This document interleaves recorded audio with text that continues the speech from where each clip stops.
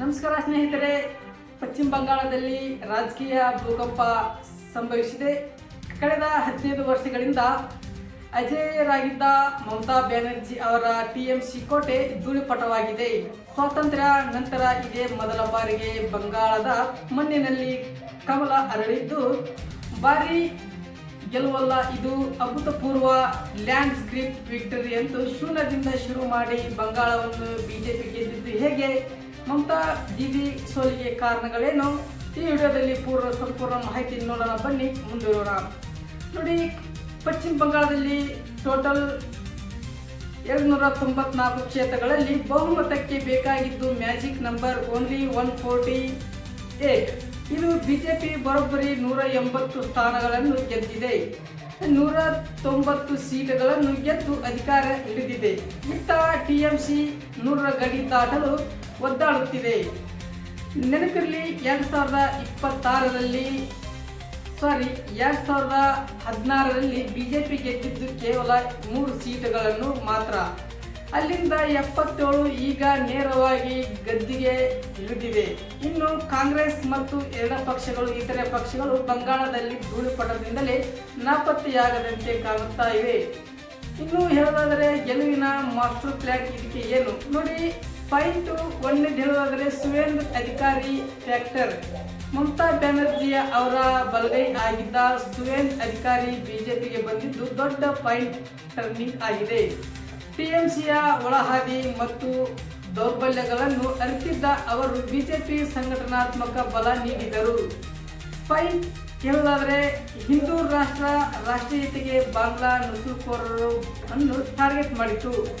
ಬಾಂಗ್ಲಾದೇಶದಲ್ಲಿ ನಡೆದ ಹಿಂಸಾಚಾರ ಮತ್ತು ಬಂಗಾಳದ ಗಡಿ ಭಾಗಗಳಲ್ಲಿನ ನುಸುಳುಕೋರರ ವಿಚಾರವನ್ನು ಬಿಜೆಪಿ ಗಂಭೀರವಾಗಿ ಹೈಲೈಟ್ ಮಾಡಿತು ಮತ್ತು ಹಿಂದೂಗಳ ರಕ್ಷಣೆ ಭರವಸೆ ಬಿಜೆಪಿಗೆ ದೊಡ್ಡ ಮಟ್ಟದ ವೋಟ್ ಬ್ಯಾಂಕ್ ತಂದುಕೊಟ್ಟಿತು.